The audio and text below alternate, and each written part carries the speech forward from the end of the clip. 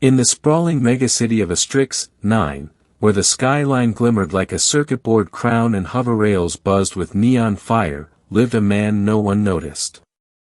His name was Rian Calder, a quiet janitor working the night shift at the Celestial Parliament Complex, an ivory tower of power where senators, diplomats, and Starfleet strategists shaped the fate of the galaxy. Rian mopped floors that reflected the shine of people far more important than him, and though he dreamed of more, he never dared imagine stepping beyond his routine. He was an orphan of the outer stations, a boy who grew up fixing scrap bots to survive. He came to Astrix 9 simply to live peacefully. Fame, money, recognition, these were stories for others. But fate, as always, liked to hide in the corners of quiet lives.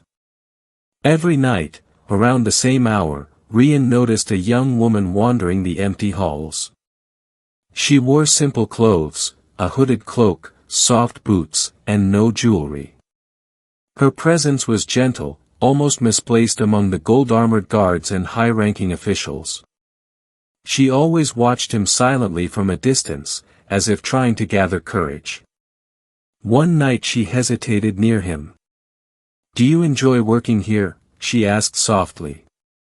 Rian, startled, simply nodded. "It pays the bills." "I like quiet places too," she whispered. "It's the only time I feel normal." He smiled, just a small one, but warm enough to pull a smile from her too. They began sharing brief conversations. She never told him her name, and he never asked. They talked about mundane things, stars they both wanted to see, food stalls hidden in the lower districts, the feeling of wanting a life bigger than what you were born into. Then came the night that changed everything. A hollow banner flickered above the Parliament entrance, the Imperial Gala, tomorrow night. A night of royalty, nobility, ambassadors, and elite families. People like Rian weren't even allowed near the front gates during such events. The girl approached him, hands trembling slightly. "I want to attend the gala," she said. "But I don't want to go alone." Rian blinked. "Someone like me?" "You sure?" "I'm sure," she whispered. "Will you come with me?" He didn't understand why she'd choose him. But her eyes held something, loneliness. Hope. Desperation. He couldn't tell. And so he agreed. The Celestial Palace was alive with brilliance when they arrived. Rian borrowed a simple black suit from a coworker, still smelling faintly of disinfectant and metal polish. His date wore a shimmering white gown that looked like stardust stitched into fabric. He had never seen her without her cloak before. She looked ethereal, almost unreal. "Are you sure they'll let us in?" he whispered as they neared the guards in chrome armor. "They will," she said softly. And they did. The guards bowed. Rian froze. Bowed. To her. "Welcome home, Lady Erin." Rian turned sharply. "Lady?" But she kept walking, pretending nothing had happened.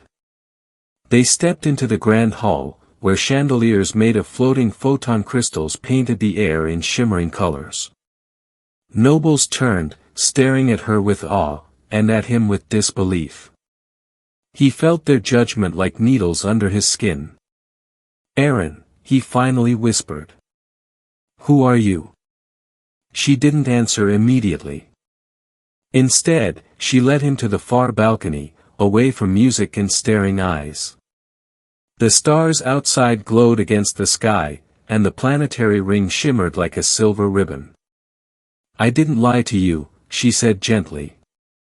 "I just didn't tell you everything." "Tell me now," he said, voice unsteady. Erin inhaled deeply, then met his eyes. "My full name is Erin Solon Vexeris." He stiffened. That was the family name of. She continued. Daughter of Emperor Kales. Heir to the celestial throne. Rian felt the floor tilt, as if the galaxy itself shifted under his feet. You're the Emperor's daughter. Yes, she whispered, sadness in her voice. And no one outside this place knows. My father hid me from politics and enemies. I never had a life of my own. Every friend I tried to make only wanted power. People looked at me like a bargaining chip, not a person. She touched his hand gently. But when I saw you, you looked at me like I was just me. Rian struggled to breathe. He was a janitor. She was royalty. This wasn't a love story, it was a political disaster waiting to happen. You should have told me, he said quietly. I know. But I didn't want you to treat me like they do. Suddenly, the sound of heavy footsteps echoed behind them. The Emperor himself, tall and imposing in a robe embroidered with cosmic sigils, stepped onto the balcony. His eyes, sharp as a blade, studied Rian with unreadable interest. So this is the man my daughter brought, the Emperor said. Rian bowed so fast he nearly fell. I'm sorry, Your Majesty. I didn't. But the Emperor raised a hand. Aaron has never chosen company lightly.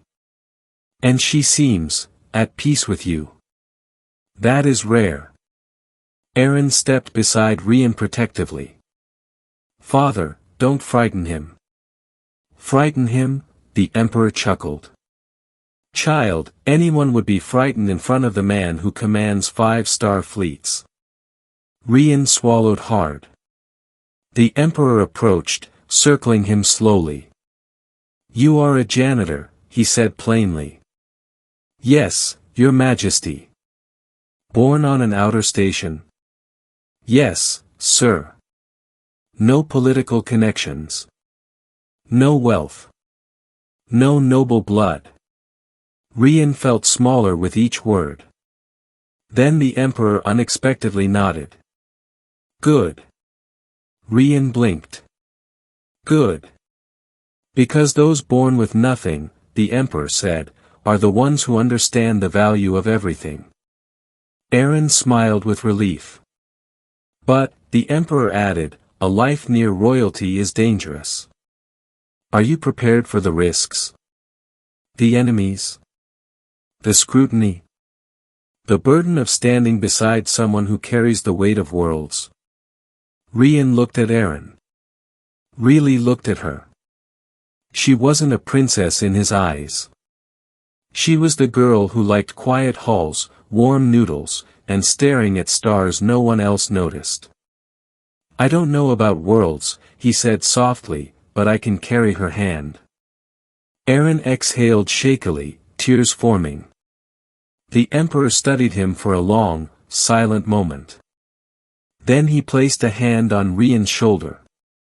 Then welcome, Rian Calder, he said quietly.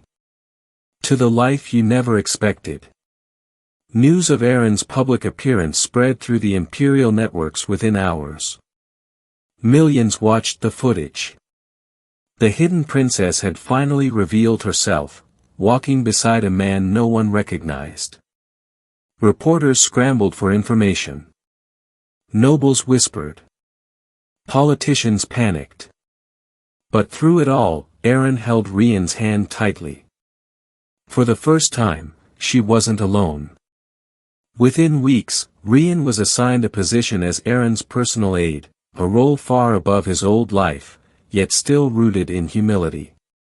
He worked hard, learned quickly, and remained grounded despite the whirlwind of royal life. Aaron, freed from the shadows of secrecy, found joy in exploring the city with him, eating street food disguised under hooded cloaks, and laughing like the girl she always wanted to be. The Emperor watched them quietly, never interfering, almost relieved to see his daughter smile again. And Rian? He often stood on the palace balcony at night, staring at the city lights, wondering how a janitor with nothing had somehow been chosen by someone with everything. He didn't know what the future held. Danger? Surely. Challenges? Absolutely. But he knew one thing with certainty. The moment he said yes to that unexpected gala date, his life wasn't just changed. It was rewritten among the stars.